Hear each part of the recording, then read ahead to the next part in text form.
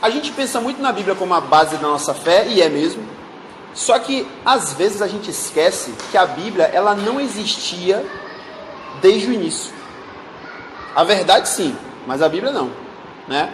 Então, fazendo uma divisão um pouco sistemática da coisa, até Moisés não tinha Bíblia. Moisés foi quem, vamos dizer assim, começou a Bíblia, né? Ela começou com Moisés. Mas Deus já falava, né? E a gente tem muitas passagens na Bíblia que mostram isso. Eu não vou pegar nenhuma específica aqui agora, mas a gente conhece, né, os relatos da Bíblia a respeito de Adão, por exemplo, que Deus se encontrava com Adão, né? Que privilégio, né? Deus se encontrava com Adão todos os dias no jardim para poder bater um papo. Só Deus sabe o que ele conversava lá com Adão, né? Imagino pedir um relatório das coisas e tal, mas, né, Deus falava com ele. Depois a Bíblia fala que Deus, isso eu vou pegando só alguns exemplos, tá? Obviamente houve outros, mas pegando só alguns. Enoque, a Bíblia fala que ele andou de uma forma tão íntima com Deus, e pelo menos essa é a leitura que eu faço, né? Se eu fosse reescrever a passagem, eu diria algo do tipo, Enoque era tão íntimo de Deus, que Deus falou, quer saber? Vem para cá. Né? Tá muito complicada essa distância nossa, você aí na terra, eu aqui, vem para cá logo. Né? É mais ou menos o que aconteceu. A Bíblia fala que ele andou com Deus e Deus o tomou para si, né? Então Deus falava com Enoque, né? Existe até um livro apócrifo que a gente não sabe, né? A gente não considera como um livro inspirado, mas disse, né, tradicionalmente, que é uma revelação que Deus deu a ele, a Enoque, né? Noé, né, Deus também falou diretamente com Noé, mostrando o que ia acontecer, né, em relação ao dilúvio e tal. E Abraão, né? Abraão talvez o símbolo máximo aí dentro desse período, porque Abraão também teve uma intimidade tão grande com Deus, que Deus chamou ele de amigo, né? Ao ponto de Deus revelar coisas a Adão, em Abraão, e ainda dizer assim, por um acaso eu vou fazer alguma coisa e não vou contar para o meu amigo Abraão. Rapaz, que moral, né? Fala a verdade. É uma coisa assim de arrepiar, né? A gente faz a gente se sentir minusculamente nada, né? De pensar que Deus falou isso com um cara, né? Um ser humano, né? Então, Deus já falava. E eu vou daqui a pouco falar um pouco sobre a questão da tradição oral, mas isso é uma coisa até histórica, né? Não sei se tem algum historiador aqui para dar um suporte, acho que não, né? Mas antes que houvesse escrita, já existia aquela questão da tradição oral. Até hoje, na verdade, existe, né? Os índios brasileiros, por exemplo, né, tem as tradições que eles passam de pai para filho, depois para o neto e tal. Então, essa revelação de Deus, ela já vinha passando, né? Ela já vinha acontecendo antes mesmo de existir a Bíblia. Então, a Bíblia começou a ser escrita mais ou menos. Essa data aí é só mesmo para a gente ter uma base, mas é uma data assim muito polêmica, né? Não existe uma certeza disso aí, mas é mais ou menos por aí. Ela foi escrita 2.400 anos depois que Deus criou o mundo, ou Adão, dependendo do ponto de vista, né? Então, assim, é um período de tempo bem grande, né? Sem Bíblia, né? É interessante isso. O objetivo da Bíblia é justamente Deus comunicar para nós o que Ele quer. Então, assim, enquanto houve aquele período no passado em que, não sei se a gente pode dizer assim, que era possível, né? Ou que Deus desejava daquela forma, né? Se comunicar diretamente com cada um, né? Individualmente, não precisou da Bíblia, não precisou de nada escrito, né? Mas aí chegou um momento em que Deus, vamos dizer assim, obviamente dentro da sua vontade, né, dentro do seu plano, resolveu, vamos começar a deixar essa coisa por escrito, né? E aí começou com Moisés. Fala aqui. A hora que você quiser. A 2.400 depois da criação.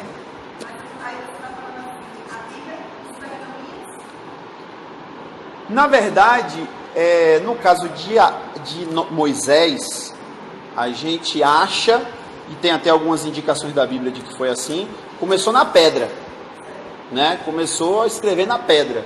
A progressão da escrita é mais ou menos... Oi? Não, é porque assim, o que é a Bíblia? A Bíblia é um livro só? É e não é. Né? É e não é. Para nós hoje é um livro só. Mas na verdade a Bíblia é uma coleção, né? Então essa coleção começou com Moisés, né? Aí é que tá, a gente não sabe, porque de acordo com a história, né, com a ciência histórica,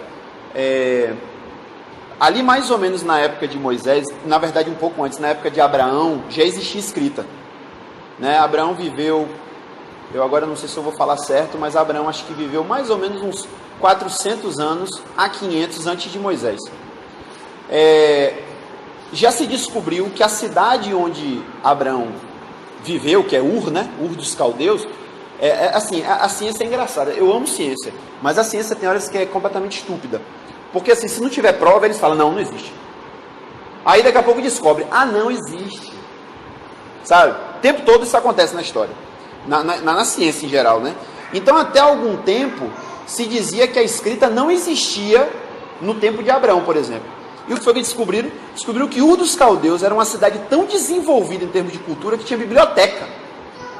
Tinha biblioteca em Ur dos caldeus. Eles já faziam, eu achei interessante, vi isso outro dia, eles faziam registro de compra e venda de material, de colheita, né, de alimentos e tal, tudo nas tabuinhas de barro. Então, nesse período aí, me parece que era mesmo pedra. Escrevia na pedra, na argila, né? Os pergaminhos, eles só foram surgir mais para frente.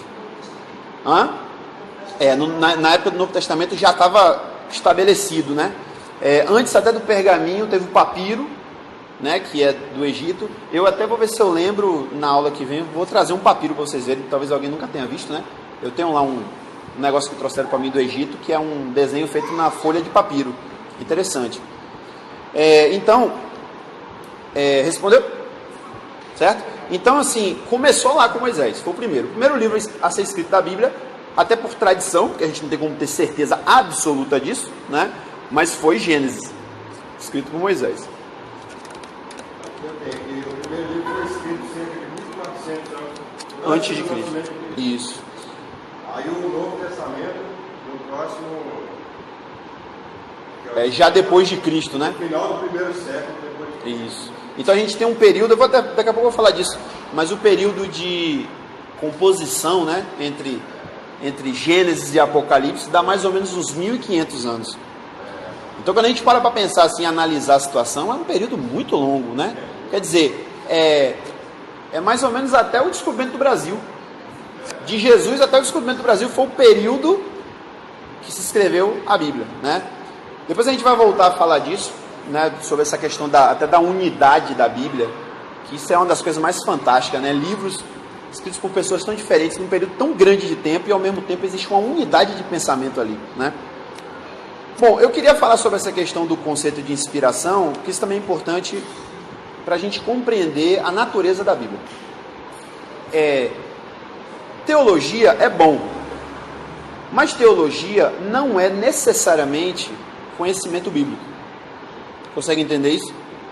Teologia é uma filosofia ou um estudo científico, entre aspas, que não chega a ser científico, né, mas acadêmico, vamos dizer assim, sobre uma religião, né? Até que a teologia não trata só do cristianismo, né?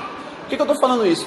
Porque a teologia formula alguns conceitos que muitas vezes não são exatamente aquilo ali.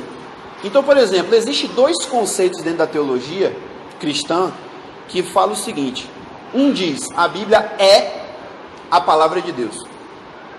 Então significa dizer que tudo que está ali, ou Deus falou, ou Deus quis que tivesse ali, né? Dependendo de como você argumente.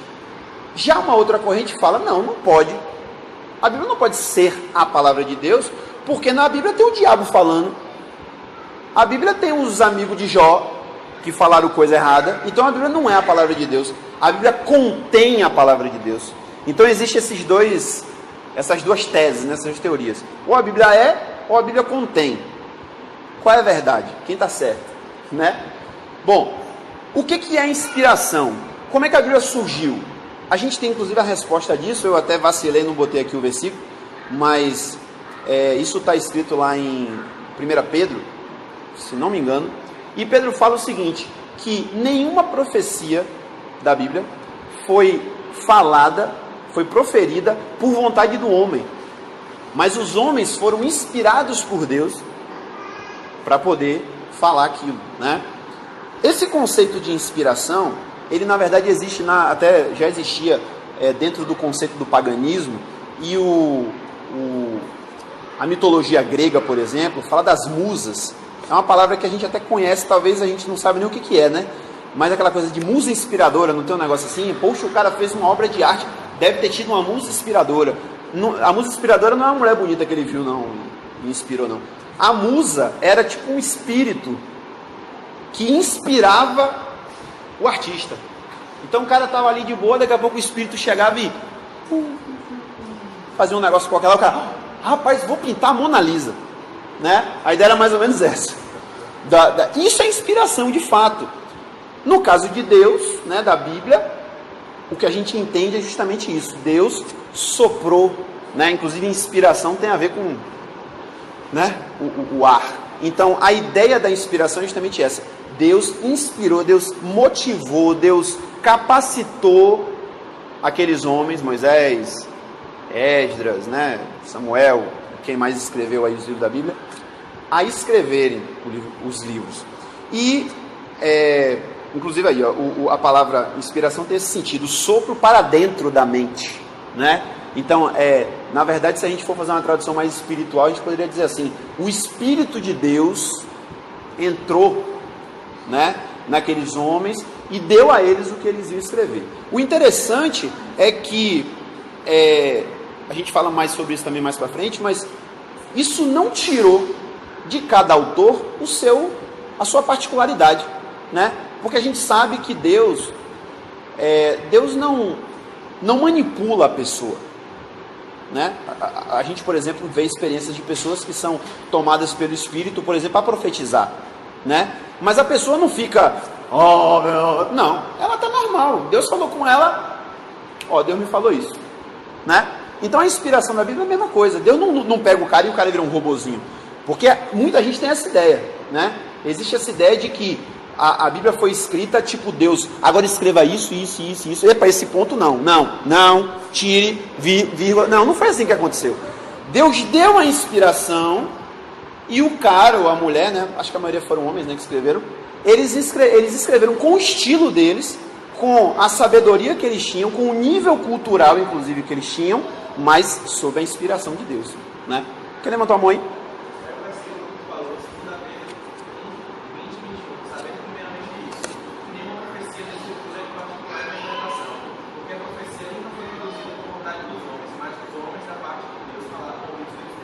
Então, 2 Pedro, né? 2 Pedro 1. Essa ideia de Deus ditando, né, ou manipulando os autores é chamada de teoria do ditado. Eu não estou numa posição aqui de ficar dizendo o que teologicamente é certo ou errado, mas, a meu ver, pelo que a gente percebe na Bíblia, isso é meio incompatível, né? Então, Deus não ficou ditando palavra por palavra o que foi dito. Isso, inclusive, leva a gente até a entender certas coisas da Bíblia que muitas vezes são difíceis. Então, por exemplo, você pega dois evangelhos diferentes e você encontra relatos diferentes. Como é que você explica isso? Né? Até para o incrédulo. Tá vendo? A Bíblia está errada. Em Mateus fala que foi 2 endemoniados. Em Lucas fala que foi um só. De repente, até o contrário, estou trocando as bolas aqui, só para dar exemplo, né? E aí, quem está certo? Né? Mas é que está o detalhe da história. Cada um falou aquilo que viu ou que procurou saber, né? O próprio Lucas, por exemplo, ele fala, eu não fui testemunho ocular. Eu saí perguntando, né? Então, essas pequenas discrepâncias que existem, que não chega a ser contradição, né? Mas realmente existem algumas pequenas discrepâncias que revelam que quem escreveu, muitas vezes não tinha nem a capacidade de escrever um relato tão elaborado quanto, por exemplo, Paulo, que era um cara que dominava o grego, que era um cara cheio de cultura, né? Então isso tem que ser levado em consideração. Mas isso desmerece a palavra de Deus? Não. Porque o cara só escreveu aquilo que Deus inspirou ele a escrever, né? E Paulo, novamente, é um exemplo muito interessante disso. Paulo chega a dizer assim, irmãos, não foi Deus que me falou isso, eu estou dando a minha opinião pessoal. Eu acho isso, isso e isso. Aí logo em seguida ele fala assim, mas agora não digo eu, o Senhor diz isso, isso e isso. Então ele mesmo fazia essa diferença, o que eu estou falando aqui é a minha opinião. Mas agora eu vou falar o que Deus está falando, né? Paulo era profeta, né? Exato, o contexto é esse, né? Que é a opinião dele, né? Exato. Então, deu para entender essa questão da inspiração, né? Deus capacita, né? Capacitou esses homens, né? A escreverem. Aí é aquele negócio que eu falei, né? A Bíblia é o contém, né? Então, na verdade, eu reformularia a coisa na seguinte frase: a Bíblia é a palavra de Deus à medida que contém tudo o que Deus desejou que fosse escrito. E é interessante a gente pensar nisso também, porque tem coisas que Deus não revelou, né? Tem coisas que Deus não quis revelar. Um exemplo bem óbvio disso, mas talvez até pequeno dentro do todo, né, da Bíblia, é quando João está lá escrevendo uma profecia, ele está vendo uma visão e descreve tudo. Aí ele fala assim: naquele momento os trovões soaram e eu ia escrever o que os trovões falaram, mas o Senhor disse: não, isso aí você não escreve não. E ele não escreveu, né? Então, só está escrito o que Deus quis que estivesse escrito. Então, nesse sentido, a gente pode dizer com toda certeza: a Bíblia é a palavra de Deus. A Bíblia é o livro de Deus, escrito pela mão do homem, claro, né? Tem um pastor até muito engraçado aí que ele fala isso. Ele fala assim: não entendo porque as pessoas questionam, porque um livro, a Bíblia é um livro escrito pelos homens. Você queria fazer escrito por quem? Por um jegue? Né? Por um animal? Tem que ser escrito pelo homem mesmo, né? Como é que Deus escreveu um livro? Deus é Deus, né? Então ele usou as pessoas para escreverem aquilo que precisava, né? Então vamos falar um pouquinho das fases, né, da revelação de Deus. A gente, como eu falei no início, existiu um período onde não existia a palavra escrita, não é? Então, de Adão a Moisés, mais ou menos um período de 2.400 anos, Deus falava com as pessoas pessoalmente. Então, por exemplo, com Adão, Deus falava pessoalmente, né? Gênesis 3:8. Mesmo depois da queda, mesmo com o afastamento do homem, de Deus, né? O homem de Deus, Deus continuava a falar. E, inclusive, a gente, é um detalhe interessante, que eu não sei se alguém já notou isso, mas existem muitas passagens na Bíblia que a gente não sabe como Deus está falando com a pessoa. Deus está falando lá, mas não fala assim: então o Senhor apareceu e falou. Ou então fulano e tal teve um sonho. Algumas vezes acontece isso, né? Mas, tem um ou outro que teve uma visão. José teve um sonho, né? Abraão teve o privilégio de ver Deus, foi lá na casa dele. A Bíblia fala que chegaram 3 homens, se assentaram e era o Senhor falando com ele ali, conversando cara a cara, né? Mas tem muitas situações que a gente não sabe como é que Deus estava falando. Podia ser por sonho, podia ser um anjo, podia ser de repente um êxtase, até que a pessoa estivesse tendo, né? Mas de qualquer modo Deus falava. E um outro aspecto interessante, que isso aqui vai ser talvez uma novidade para a maioria aqui, é de perceber por que as pessoas viviam tanto tempo. Adão, por exemplo, viveu quase 1000 anos, né? 900 e tantos anos. Matusalém, 900 e tantos anos, né? E a gente percebe que nesse processo de passar o conhecimento, que eu falei na tradição oral, isso foi primordial. Porque na nossa situação hoje, por exemplo, a distância, para mim, já é muita, né? Mas a distância do meu avô para mim, em comparação a esse período de 2.400 anos, é nada, né? É nada, talvez chegue a 100 anos, talvez, né? Mas existe um detalhe interessante, que entre Adão e Abraão só teve 3 gerações de tradição oral. É como se Não foi, tá? Só a título de exemplo. É como se Adão fosse o bisavô de Moisés. Porque entre eles, na verdade, tataravô, porque tem mais uma geração, né? É como se tivesse só 3 gerações entre eles. Aí, onde entra esse quadro aqui interessante. Aqui não tá todos os nomes que aparecem lá naquela cronologia de Gênesis 10, tá? Não, ou melhor, genealogia, né? Não tá todo mundo ali, tá bom? Eu só botei os principais para vocês perceberem. Considerando que o ano de Adão foi o 0, né? O ano 0 foi em Adão. Adão viveu 930 anos. Só que Matusalém, que veio lá na frente, até se alguém abrir aí, eu estou sem Bíblia aqui, por que pareça. Mas se alguém abrir a Bíblia aí e der uma olhada na genealogia, você vai ver que Matusalém veio tipo, acho que umas 6 gerações na frente de Adão. Né? Veio 7, né? Filho de Adão, aí depois vai vir não sei quem, depois vai vir Enoque e vai vir Matusalém. Só que, antes de Adão morrer, Matusalém já tinha nascido e já tinha vivido aqui bem uns 200 anos. Né?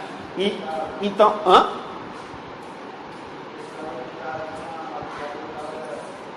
não entendi nada.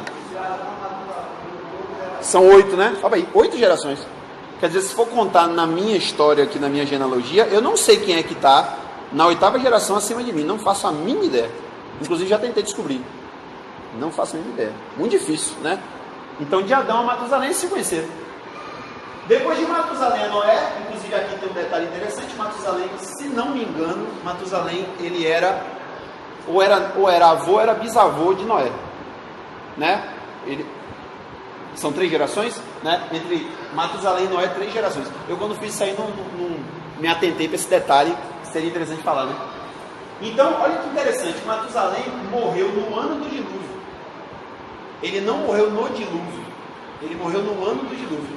Deus devia gostar dele, né? Pessoal, vou deixar tu morrer antes do dilúvio, né? Então, Noé conheceu Matusalém, o cara que viveu mais tempo, né? Viveu 969 anos.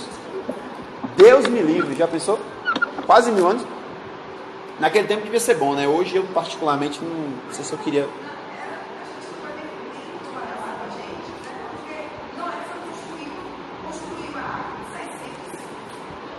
Há 600 anos o cara tava. Exatamente. Eu não vou entrar nesse detalhe, mas assim, era basicamente, né? Inclusive antes do dilúvio nem carne não se comia, né? É a indicação que a Bíblia dá. Mas assim, muita gente teoriza que não apenas a alimentação, né, ajudava nesse processo aí, mas o próprio mundo em si, a terra, né, a atmosfera era diferente. Porque, de fato, não precisa ser muito gênio, né? A atmosfera de 100 anos atrás era melhor do que a de hoje. Já basta dizer isso, né?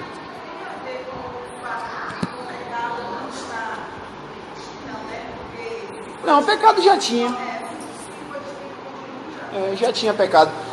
De fato assim, é uma coisa que a gente não sabe, a gente só pode especular, né? Mas o mundo era diferente antes do dilúvio, com certeza era. Porque quando acontece o dilúvio, ninguém mais vive tanto tempo assim. E um fato interessante é que outros povos, inclusive acho que os sumérios, é onde tem a história de Gilgamesh, né? Gilgamesh, né? Os sumérios, eles falam também de reis que viveram não sei quantos anos. O deles é um pouco mais exagerado, né? Eles falam tipo coisa de 2000 anos e tal. Mas eles também falam sobre uma duração muito longa da vida das pessoas no período pré-dilúvio, né? Então isso é interessante. Aí pronto. Noé é o pai de todo mundo, né? Porque a terra foi varrida, Noé recomeçou tudo e ele tinha um filho chamado Sem, foi o pai dos povos semitas, e Abraão vem dessa linhagem, né? Então assim, Abraão, também esse detalhe alguém me ajude aí, Abraão, a geração de Abraão depois de Sem, também acho que foi umas 6 ou 8, não foi não, vê aí.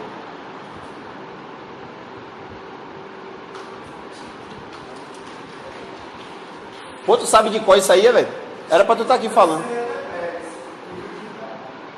Misericórdia. É que é cabeção. Vá. Mas vocês vão ver que é uma distância longa também entre 100 e Abraão. Basta dizer o seguinte, Basta vocês notarem o seguinte aqui, ó. O dilúvio aconteceu, segundo a contagem que a gente faz lá, em 1656. Abraão nasceu em 2008, no ano 2008, quer dizer, de 1656 para 2008, dá bem uns 400 anos, não dá? Quase, né? Por aí. É uma distância grande também, né? Mas aí quando a gente vê a questão da tradição oral, Abraão recebeu uma tradição vinda de Adão que só passou por 3 pessoas. Isso é muito interessante, né? Então significa que quando chega no tempo de Abraão, Abraão não está ouvindo uma história assim muito distante. Abraão não está ouvindo um relato que foi muito mexido, né?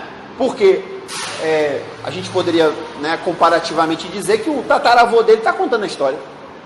Não é uma coisa longa, né? Então,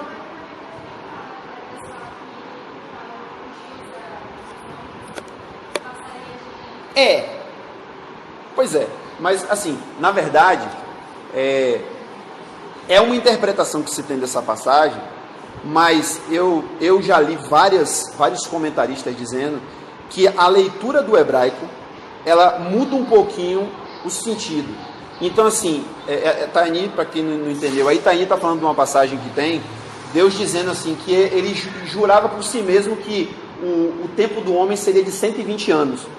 Geralmente a gente acha que Deus está dizendo que daquele momento até o dilúvio seria 120 anos. Mas na verdade o que Deus está falando é que, não, desculpa, é o contrário. As pessoas acham que os homens vão passar a ter 120 anos, né? É o que normalmente a gente pensa. Mas na verdade o que Deus está falando é que daquele dia que ele está falando ali, até o dilúvio, deu 120 anos. Entendeu? Ele não está dizendo que como ia ter sinite. E de fato, não pode, porque teve gente que viveu mais de 120. Se você for ver aí, no tempo de Abraão, inclusive, deixa eu ver, Abraão viveu 175 anos. Então Abraão já ia estar contrariando essa ideia, entendeu? Mas de qualquer modo, caiu drasticamente. Depois do dilúvio, não teve ninguém que viveu, por exemplo, 200 anos. A gente não tem relato bíblico. Se teve, ficou lá escondido. A gente não sabe. Mas provavelmente não. Bom, beleza aí? Primeira fase foi essa tradição, né? Foi uma tradição passada. Quando a gente pensa também, eu falei de Abraão recebendo a tradição, mas até quando a gente pensa em Moisés, né, o pulo apesar do tempo das pessoas terem diminuído, mas o pulo de Abraão, Isaac, Jacó, que foi na verdade a pontinha ali, né? Até chegar em Moisés, foi mais 2 gerações, 3 gerações, né? Então, o próprio Moisés, a gente não sabe disso, a Bíblia não, é uma das coisas que a Bíblia não fala, a gente não sabe até que ponto Moisés conhecia Deus.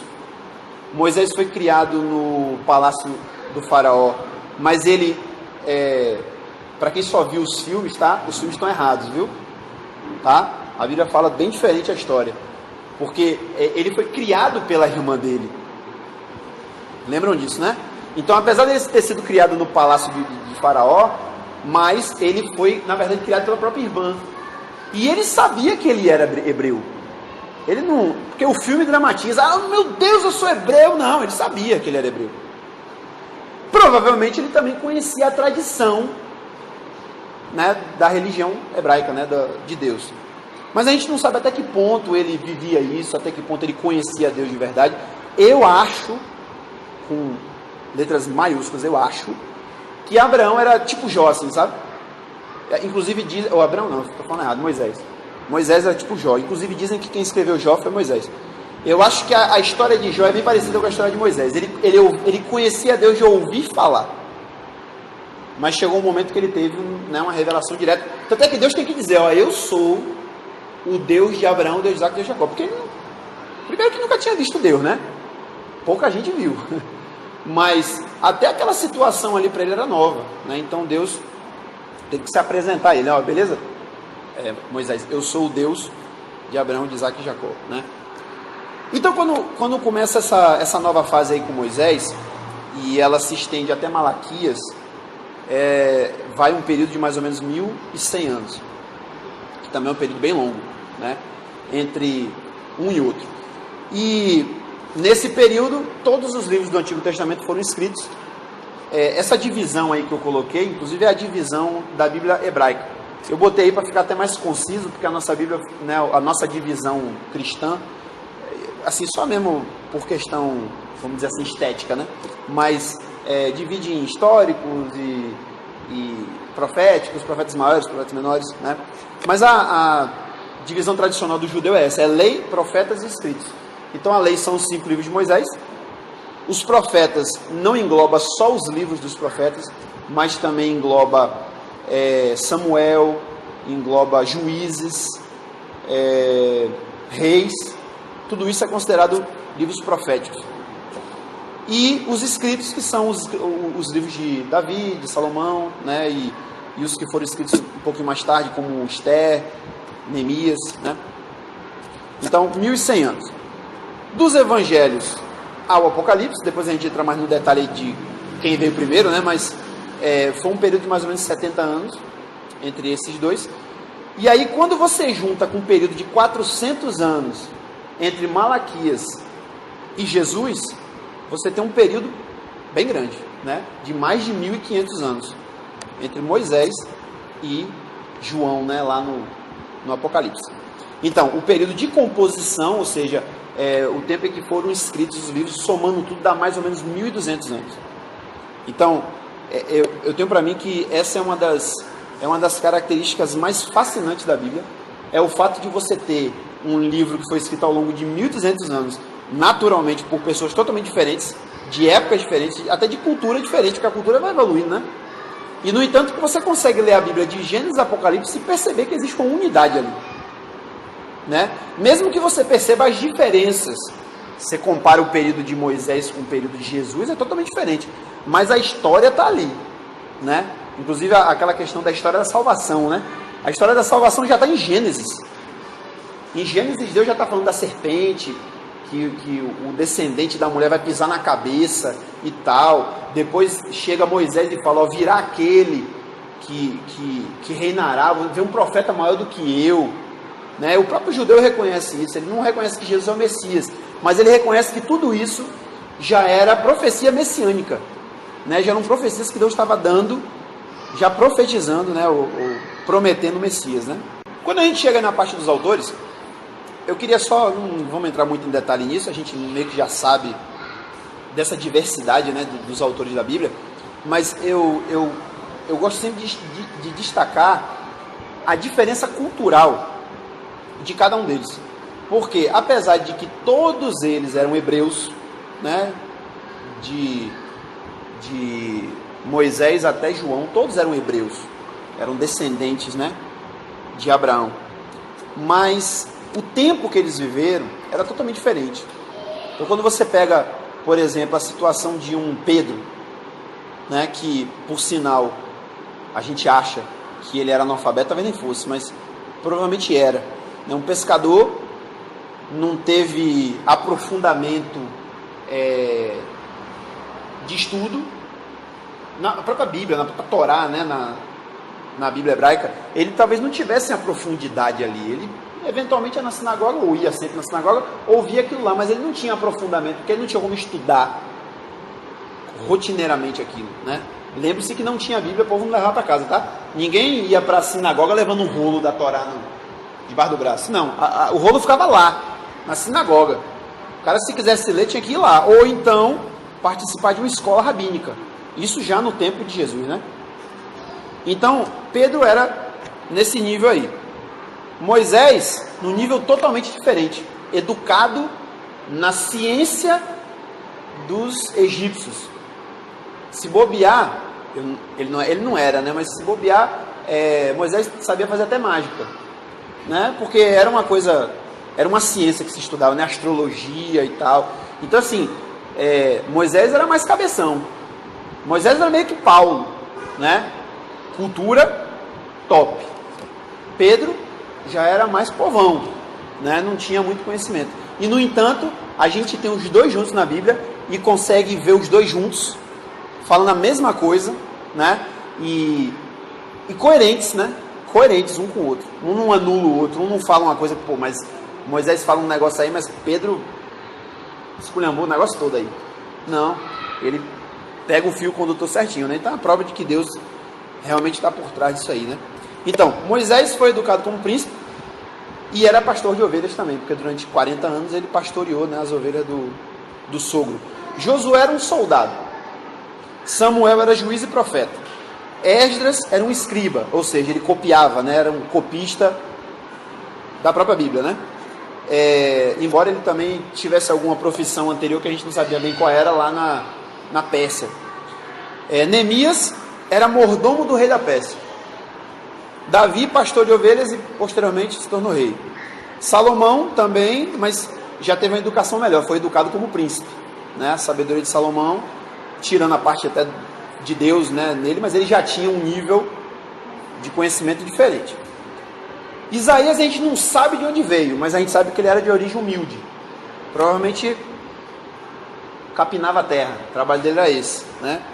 Ezequiel e Jeremias, por outro lado, já eram sacerdotes. Então já tinha um conhecimento mais aprofundado da Bíblia, né? Já tinha um nível cultural talvez um pouco melhor. Amós também era pastor. Oséias provavelmente era padeiro. A Bíblia não fala isso, mas existem umas referências que os judeus costumam dizer que provavelmente ele era padeiro. Daniel foi um estadista no reino da Babilônia e da Pérsia. E alguns salmos foram escritos por levitas do templo, né? Como por exemplo Asaf, tem um outro famoso também, esqueci o nome do outro agora, mas existem lá alguns que eram levitas, né? Que foram separados para esse fim aí. Então a gente tem uma variedade enorme, né, de pessoas. Ao todo são 40 autores, né?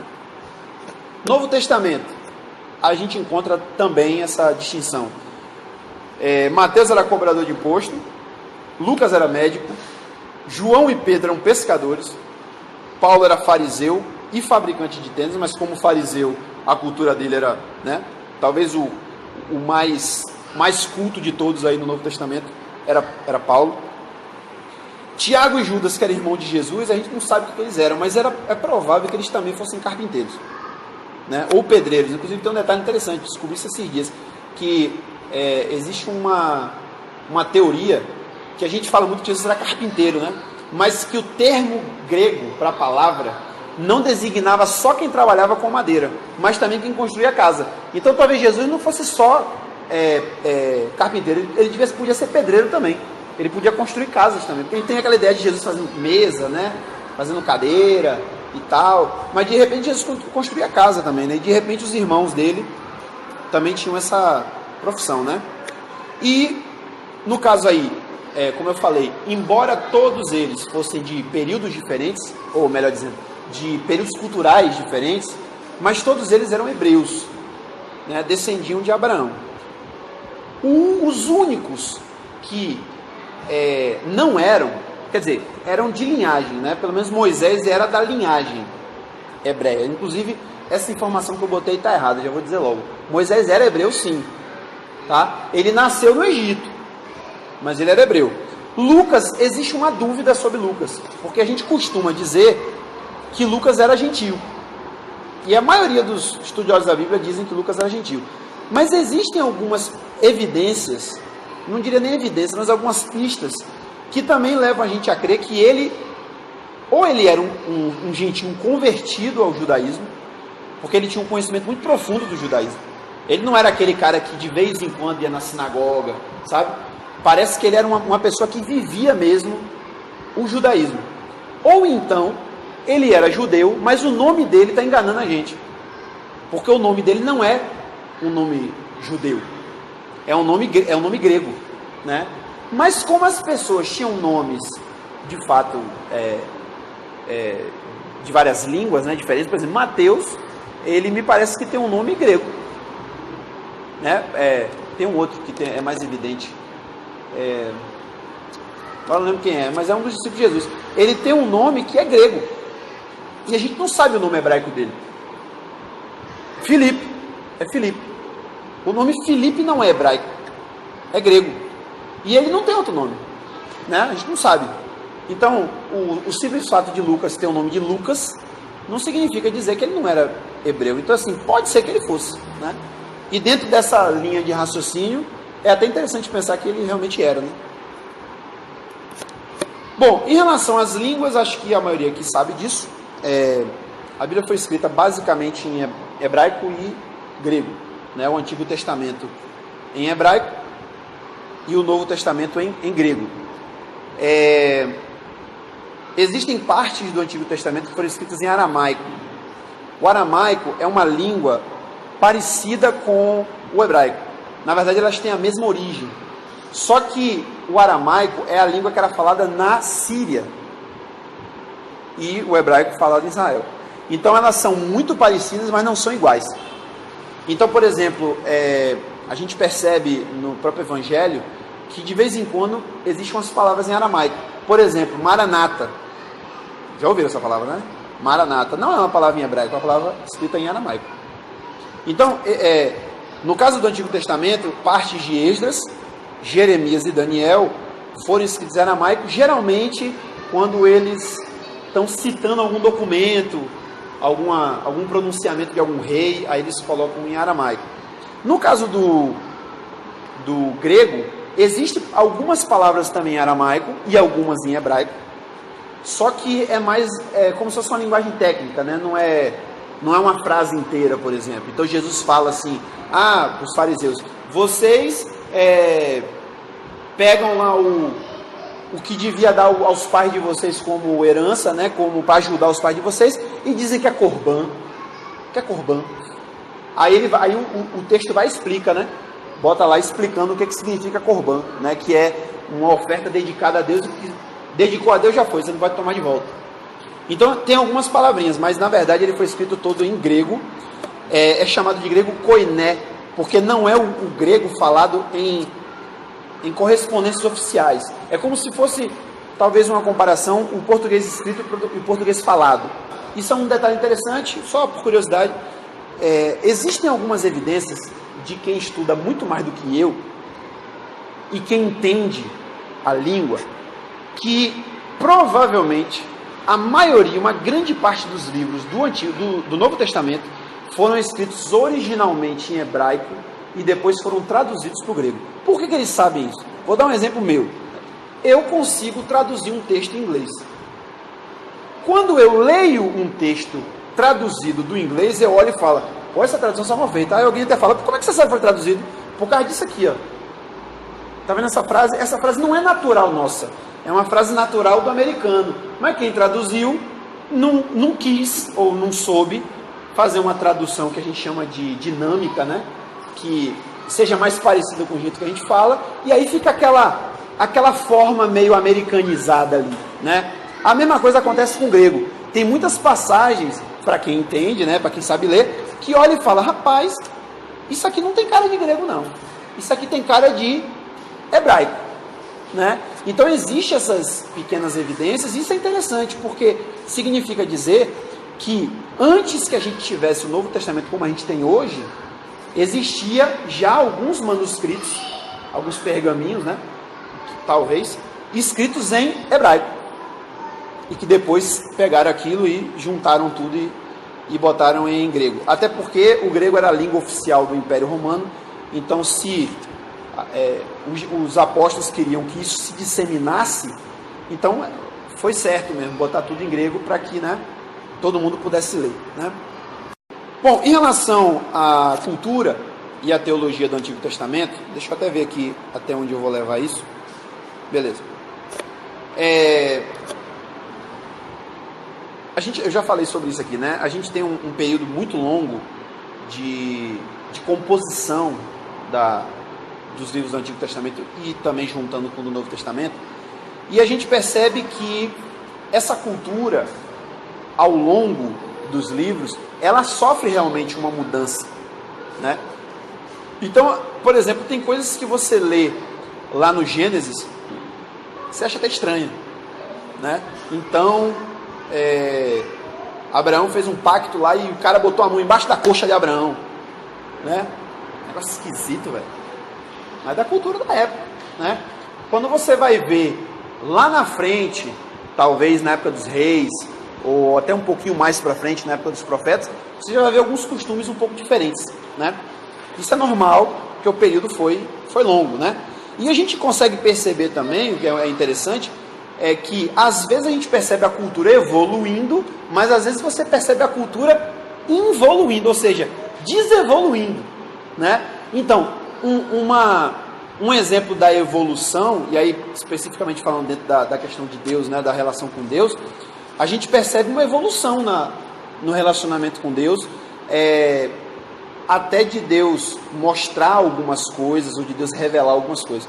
Mas ao mesmo tempo a gente também vê o povo recebendo de Deus a lei, começando a fazer a vontade de Deus, todo mundo empolgado, vamos servir a Deus. Aí passa 1, 2 gerações, o povo está todo mergulhado na idolatria, né? E aí às vezes a gente fica até pensando, pô, véio, esse povo de Israel era miserável demais, se fosse eu tocava fogo em tudo. Mas pense o tempo que passa. E só para servir de exemplo, Reforma Protestante aconteceu na Alemanha, começou, né, na Alemanha, há uns 500 anos atrás. Praticamente todo mundo virou protestante. Alguns forçados, né, da noite para o dia, mas muita gente virou protestante mesmo. Aderiu àquilo ali, né, passou inclusive a cultuar Deus de verdade a partir daquilo ali. Vai ver como é que está a Alemanha hoje, 500 anos depois. As igrejas, a maioria das igrejas luteranas fechou, virou boate, virou museu, né? A Europa como um todo, a Europa foi o berço da Reforma Protestante, né? Países como, por exemplo, Zwinglio era da Suécia, Zwinglio era Suíça era Calvino, não? Mas vamos pegar a Suíça, Calvino não era só protestante não, Calvino era puritano, era uma fé rígida. Vai ver como é que está a Suíça hoje. Vai ver como é que está a Holanda. A Holanda foi um foco de protestantismo, de onde veio coisas fantásticas de lá. Hoje em dia é o país mais liberal da Europa. O povo pode tudo lá, fumar maconha no meio da rua, usar droga, prostituição, tem a rua da prostituição, você vai lá, a mulher fica na vitrine e tal. Então quer dizer, pense Israel num período mais abrangente ainda, 1000 e poucos anos, né? Então assim, as culturas vão mudando e infelizmente nesse processo também a cultura boa vai se perdendo, né? E a gente percebe isso na Bíblia. Por isso que os profetas precisaram vir, né? Mais para frente. Então, mesmo diante de tudo isso, a gente percebe essa coerência, essa homogeneidade, né? Da teologia, da revelação de Deus. E uma coisa interessante que a gente percebe é que a Bíblia começou com a Torá, né? Para quem nunca ouviu falar isso, Torá é os 5 primeiros livros de Moisés, né? Gênesis, Êxodo, Levítico, Deuteronômio e Números, que eu esqueci. Pentateuco, né? Chamamos de Pentateuco. Torá é o nome dado pelo judeu, significa lei. A lei é a base de todo o Antigo Testamento. Então, tudo que você vai ver depois desses 5 primeiros livros, vai sempre ter o alicerce na lei. E é interessante que, por exemplo, quando chega o período dos profetas, o papel dos profetas não é outro, a não ser dizer, voltem a cumprir a lei pelo amor de Deus, porque o povo estava abandonando, né? Isso já num período de 500, 600, 800 anos, né? Depois. Então, a gente pode dizer assim que o coração do Antigo Testamento é a lei de Moisés, é a Torá. Tudo depende dela, né? Até chegar o Jesus, a Torá era o foco, era o centro principal. Inclusive uma coisa até que a gente não vai tratar disso aqui agora, mas muitas vezes a gente percebe, é meio que igual o preconceito de brasileiro, né? Brasileiro é preconceituoso, existe preconceito racial, mas ninguém se considera preconceituoso, né? Não, eu não sou preconceituoso. Inclusive, tu já ouviu aquela piada do preto que estava na fila? É nesse nível, né? O cara diz, não, eu não sou preconceituoso, mas conta piada, né, e tal, etc. A gente percebe um pouco dentro do protestantismo isso em relação à lei. Existe um preconceito com a lei. Então as pessoas não, a gente não é contra a lei. Mas na prática, meio que assim, a lei não presta. E isso é uma coisa para ser tomada cuidado, na verdade, porque a lei é de Deus, né? foi Deus que instituiu a lei, né? A gente tem que entender o papel da lei hoje, porque de fato houve uma mudança de paradigma, né? Mas a lei foi o alicerce lá, permeou todo o Antigo Testamento e também o Novo Testamento, né? Inclusive a Bíblia dos apóstolos era a lei, né? Sim, eu botei esse detalhe aqui da interpretação, porque o que é interessante? A gente não tem no Antigo Testamento uma necessidade ou uma preocupação em interpretar o que está escrito. Então você não vai, por exemplo, encontrar livros, pelo menos até os profetas, né? Você não vai encontrar livros tentando interpretar a lei, dizendo como é que tinha que ser feito e tal. Isso era feito lá por eles mesmos, na prática, né? Eles na prática lá estavam vivendo aquilo e muitas vezes até descobrindo dificuldades, né? Poxa, mas Deus falou que era para fazer tal coisa, mas não entendi como é isso. Aí tinha que ter lá o sacerdote para poder interpretar e explicar direitinho, né? Quando chega no livro dos profetas, a gente já encontra um negócio interessante, porque como o povo já estava abandonando a prática da lei, os profetas vinham para reforçar não apenas o mandamento, mas também a interpretação do mandamento. Então, às vezes a gente vê isso nos profetas, eles mostrando assim, olha, por exemplo, vou dar um exemplo, isso inclusive um profeta lá das antigas, né? Samuel. O Saul fez aquela asneira de sacrificar sem Deus mandar. Deus não tinha mandado ele sacrificar nada. Ele chegou lá e sacrificou. Na cabeça de Saul, eu fico até com pena de Saul, não vou mentir não, eu fico com pena de Saul. Na cabeça de Saul ele pensou, rapaz, eu mesmo que não vou para a guerra sem antes consultar Deus. Samuel não chega, Deus sabe o que Samuel está fazendo, eu vou adiantar meu lado. Ou seja, o propósito dele não era ruim não, velho. Porque ele não fez aquilo tipo, bota essa porcaria, não. Ele pensou assim, eu vou sacrificar Deus para Deus falar comigo, para Deus me revelar o que eu devo fazer. Mas Deus não mandou ele fazer aquilo. E olha o que Deus fala para Saul, né? Através de Samuel. Ele fala, porque você demorou, não sei o que, não sei o que. Aí Deus fala o seguinte, ou melhor, Samuel fala, e Deus está mais preocupado que se faça sacrifício ou que se cumpra a vontade dele? Isso já é uma interpretação da lei. Porque se você ficar só com o pé da letra, Saul está certo. Mas tinha que sacrificar. Né? Samuel não chegou, como é que a gente vai para a guerra sem sacrificar? Só que Samuel já está mostrando, olha, não é bem assim. Deus quer mais, e depois Deus fala isso de novo, né? Misericórdia quer e não holocaustos, por exemplo, né? Acho que é Davi que fala isso, né? Então, a gente já vai encontrar nos livros dos profetas coisas mais voltadas para a interpretação da Bíblia. A gente mais para frente vai tratar sobre essa questão, que é primordial isso, a gente saber como interpretar a Bíblia, para a gente não ficar por aí pensando e ensinando bobagem, né? Então, quando a gente chega no Novo Testamento, a gente já tem uma cultura um pouco diferente. Só resumindo, da época de Malaquias até chegar ao período de Jesus, do nascimento de Jesus,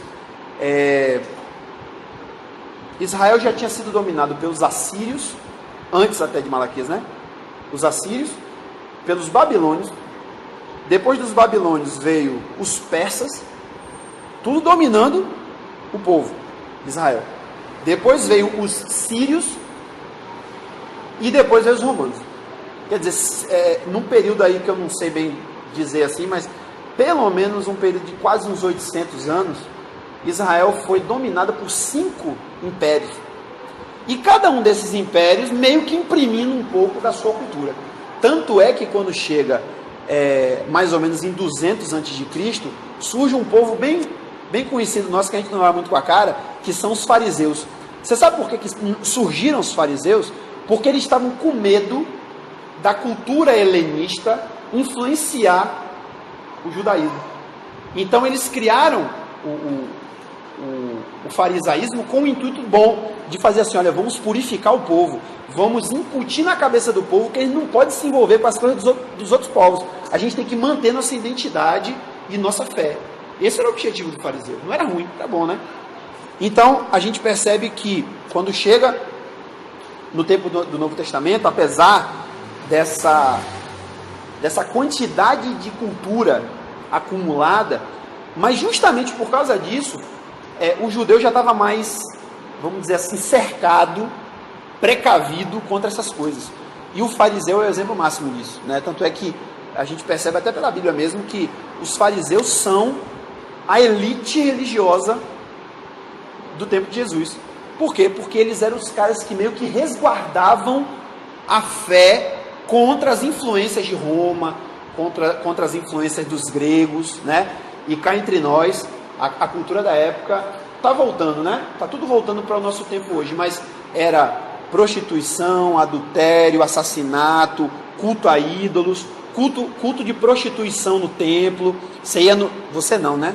Ele lá ia no templo para cultuar, fazendo sexo com prostitutas, cultos pagãos, homossexualismo como estilo de vida. Esse era o padrão de vida grego e romano. Então, o judaísmo já tinha criado uma barreira em torno de si, sabe?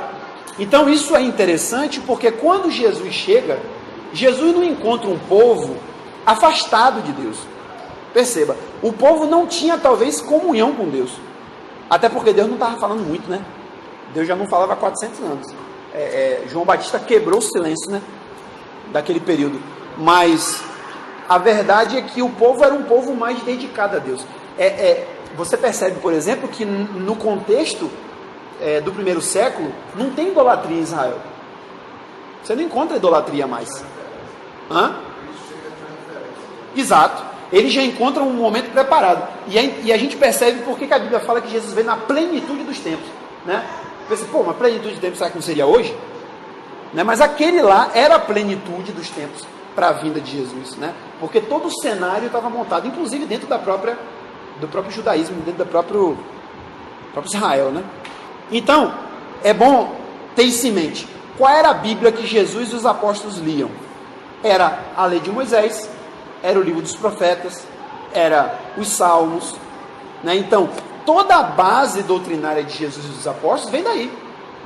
Não foi uma coisa que Jesus inventou do nada, né? Jesus não chega assim e fala, olha, não odeia o seu inimigo não, viu?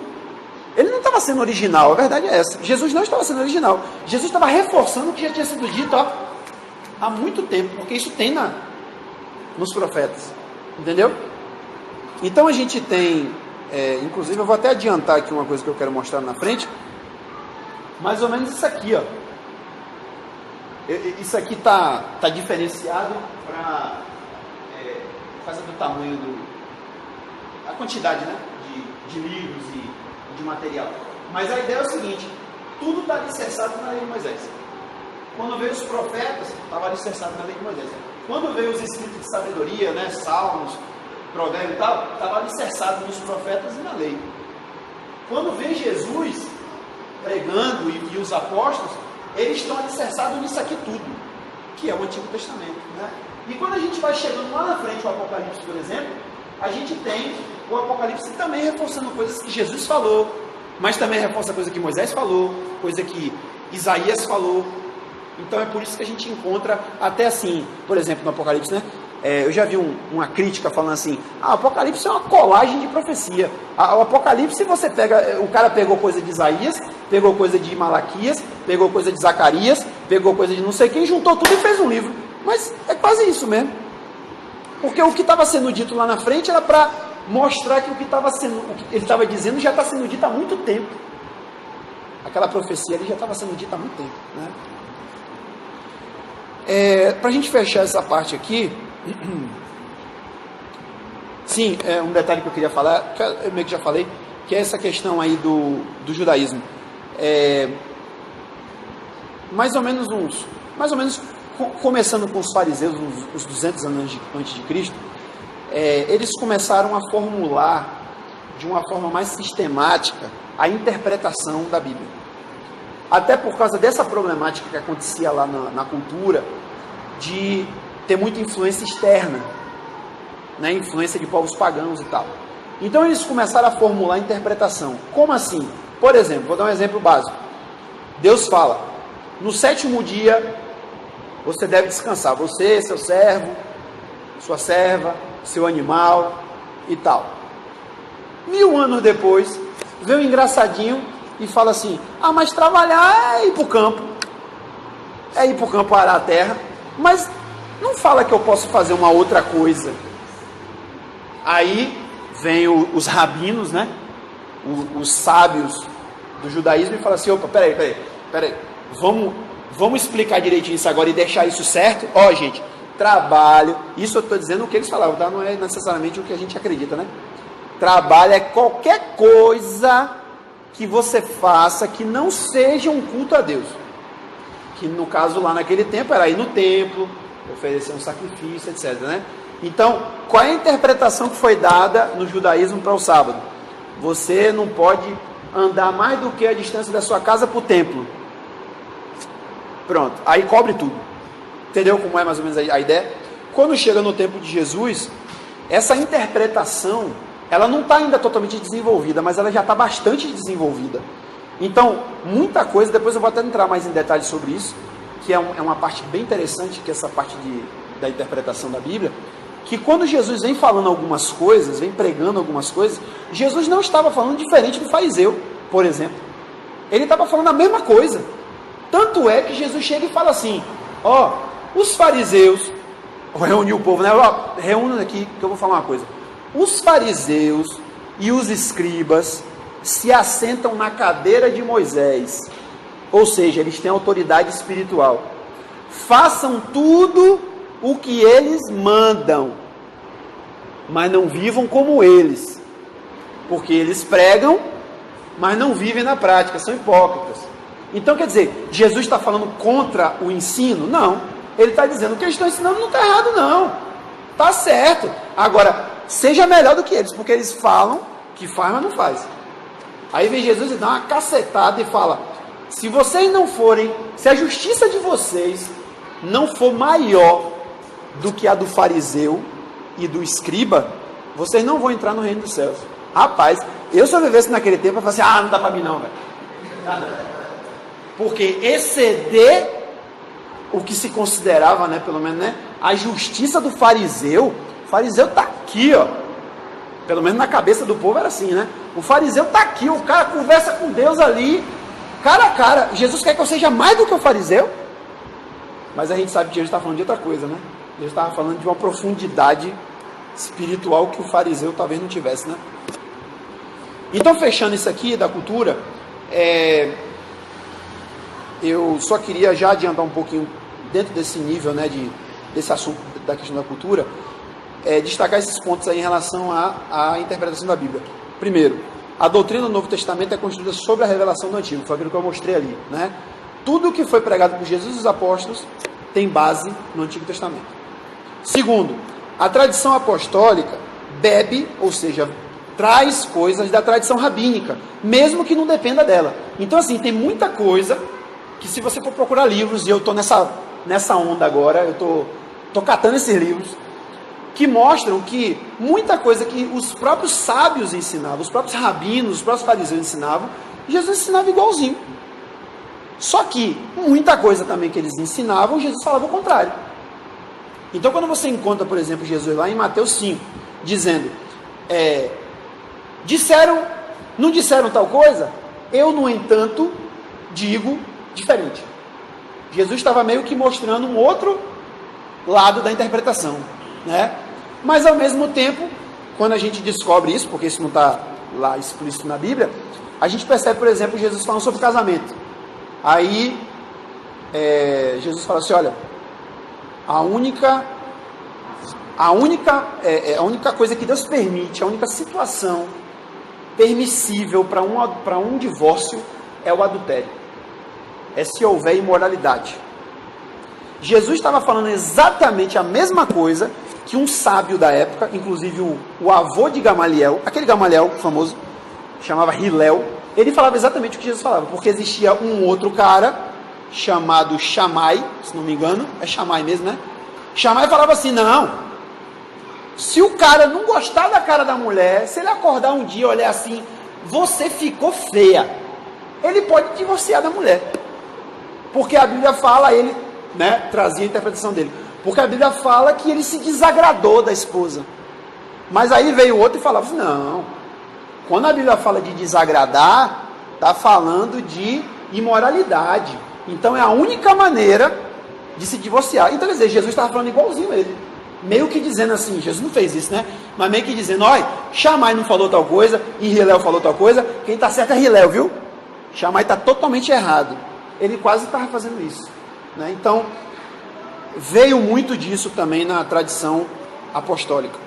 E o pensamento bíblico, em especial o do Novo Testamento, é israelita e judaico. Ou seja, a gente não quer e não precisa virar judeu.